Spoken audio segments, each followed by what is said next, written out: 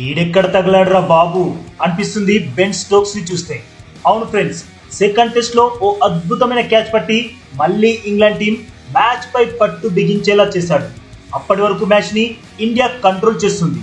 30 పరుగులకే 2 వికెట్లు కోల్పోయిన తర్వాత గిల్, శ్రేయస్ అయ్యర్ 81 పరుగుల భాగస్వామ్యం నెలకొల్పి మన టీం ని మంచి పొజిషన్ లోకి తెచ్చారు. కానీ బెన్ స్టోక్స్ పట్టిన ఆ అద్భుతమైన క్యాచ్ కి 29 పరుగులు చేసిన శ్రేయస్ అయ్యర్ పెవిలియన్ చేరిపోయాడు.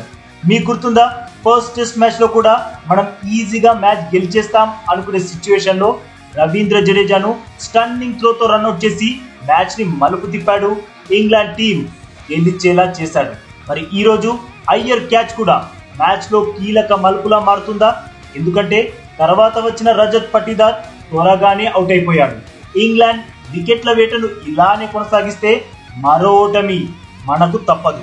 మీరు చెప్పండి ఫ్రెండ్స్, స్టోక్స్ పట్టిన క్యాచ్ మ్యాచ్ ని మలుపు తిప్పుతుందంటారా?